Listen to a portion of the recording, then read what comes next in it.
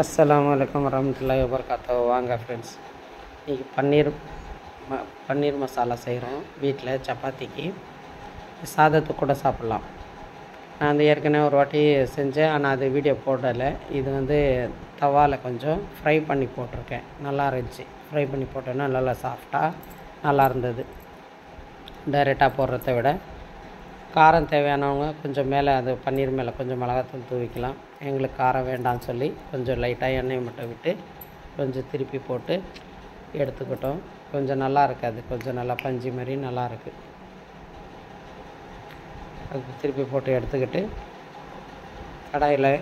கடாயை வச்சு எண்ணெய், பட்டை, லவங்கு, ஒரே ஒரு பட்டை, லவங்கு, ஏலக்காய் போட்டு வெங்காயம் போட்டு நல்லா வதக்கிக்கணும். எண்ணெய் பிரிஞ்சு வர்ற அளவுக்கு நல்லா வதக்கிக்கிட்டு நல்லா வதங்கணும். நல்லா ஃபைன் பேஸ்ட்டாக அரைச்சிடணும். வெங்காயத்தை அரைச்சிட்டு வதக்கிட்டு அதில் கொஞ்சம் மிளகாத்தூள்,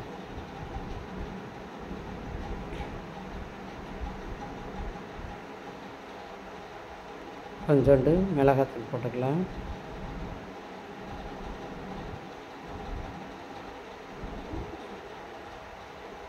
நல்லா வதங்கணும். கிளறி விட்டு நல்லா வதக்கிக்கிட்டு இஞ்சி பூண்டு பேஸ்ட்டு போட்டுக்கலாம். இஞ்சி பூண்டு பேஸ்ட்டு போட்டு நல்லா இந்த இஞ்சி பூண்டு மசாலா வாசனை போகிற அளவுக்கு வதக்கிக்கலாம். நல்லா வதங்கட்டும். பாருங்கள், நல்லா வதங்குது. எண்ணெய் தனியாக பிரிஞ்சு வருது பாருங்கள்.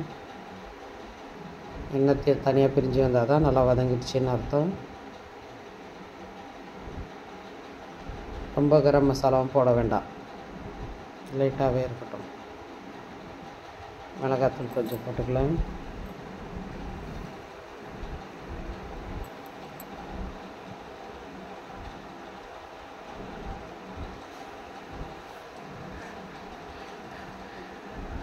நல்லா வதக்கிட்டு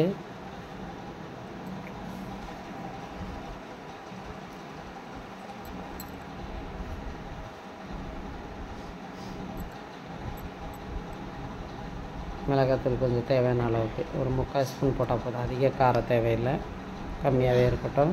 நோன்பு வச்சுருக்கிறதுக்காக அதிக காரம் சாப்பிட வேண்டாம். காரம் குறைச்சே சாப்பிடுங்க நோன்பு வச்சுருக்கிறவங்க. இது கொஞ்சம் இந்த மிளகா பச்சை வாசனை போகிற அளவுக்கு வதங்கணும். காஷ்மீரி மிளகாத்தூள் போடுவாங்க, நம்மகிட்ட காஷ்மீரி மிளகாத்தூள் இல்லை, அதனால் தனி மிளகாத்தூள் போட்டுக்கிட்டோம். அரைச்ச தக்காளி விழுதில் ஒரு ஸ்பூன் குழம்பு மிளகாத்தூள் போட்டிருக்கேன். ஏன்னா அதோட டேஸ்ட்டு நல்லாயிருக்கும், அதனால் போட்டிருக்கேன். மஞ்சத்தூளும் அதிலே போட்டு உப்பு போட்டு வதக்குறோம். உப்பு போட்டு அரைச்ச விழுதும் போட்டுக்கலாம். பாருங்கள், வதங்க எண்ணெய் தனியாக விடுது பாருங்கள். அந்த மாதிரி விடணும். குழம்பு மிளகாத்தூள், மஞ்சத்தூள், அரைச்ச தக்காளி விழுது, அது கொஞ்சம் வதங்கட்டும். இடையில் தனியாத்தூள் ஒரு ஸ்பூன் சேர்த்துக்குவோம். அதுக்கப்புறமா முந்திரி, பாதாம் ஊற வச்சு அரைச்சி வச்சுருக்கோம். நைஸாக ஃபைன் பேஸ்ட்டாக அரைச்சி வச்சுருக்கோம். ஃப்ரெஷ் க்ரீம் இல்லை, நம்மகிட்ட கஸ்தூரி மேத்தியும் இல்லை, அது இருக்கிறத வச்சு செய்கிறோம்.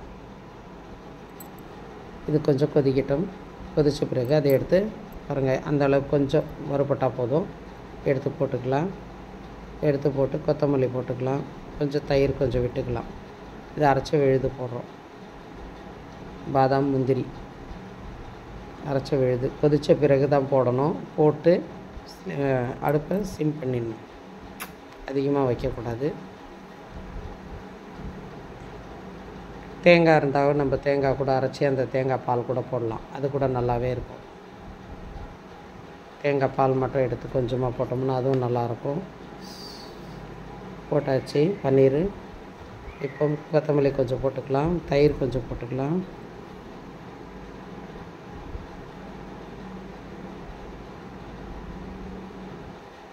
நல்லா பஞ்சு மாதிரி இருக்குது. இது மாதிரி கொஞ்சம் வறுத்துட்டு போட்டால் நல்லாயிருக்கு.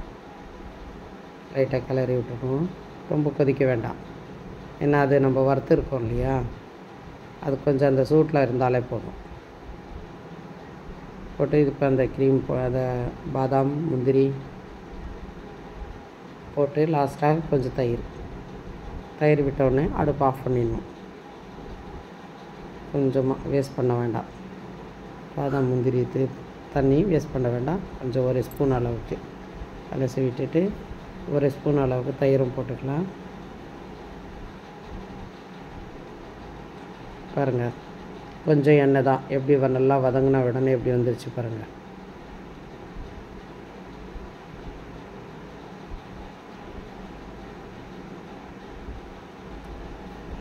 கொத்தமல்லி கொஞ்சம் போட்டுக்கிட்டு தயிர் கொஞ்சம் போட்டுக்கோ, ஒரு ஸ்பூன் அளவுக்கு. உப்பு செக் பண்ணிக்கலாம். உப்பு செக் பண்ணிவிட்டு அப்புறம் கொஞ்சம் தயிரை போட்டு அடுப்பு ஆஃப் பண்ணிடலாம். இது ஒரு ஸ்பூன் ஒரு 2 ஸ்பூன் அளவு தான் இருக்கும், அவ்வளோதான் தயிர். கொஞ்சம் கொத்தமல்லி கட் பண்ணி போட்டுக்கலாம். அடுப்பு ஆஃப் பண்ணிடணும், அவ்வளோதான். எங்கள் பேத்தி டேஸ்ட் பண்ணுறாங்க, டேஸ்ட் பண்ணிவிட்டு சொல்கிறாங்க. பிடிச்சிருந்தால் லைக் பண்ணுங்கள், ஷேர் பண்ணுங்கள், கமெண்ட் பண்ணுங்கள், பெல் பட்டனை தட்டி விடுங்க, சப்ஸ்கிரைப் பண்ணுங்கள் ஃப்ரெண்ட்ஸ். நீங்களும் இதேமாரி செய்யுங்க. நம்மக்கிட்ட இருக்கிறத வச்சு செஞ்சு சாப்பிட்லாம். சாப்பாட்டுக்கோ சப்பாத்திக்கோ எல்லாத்துக்கும் நல்லாயிருக்கும். காரம் கம்மியாகவே சாப்பிடுங்க. இப்போ நோன்பு நாளில் எல்லோரும் நலமாக இருக்க வேண்டும் என்று அல்லாஹ்விடம் துஆ செய்கிறேன். அஸ்ஸலாமு அலைக்கும் வரஹ்மத்துல்லாஹி வபரகாத்துஹு. எல்லா புகழும் அல்லாஹ் ஒருவனுக்கே, சாந்தியும் ஸலவாத்தும் நபி ஸல்லல்லாஹு அலைஹி வஸல்லம் மீது உண்டாகட்டும். ஜஸாக்கல்லாஹ்.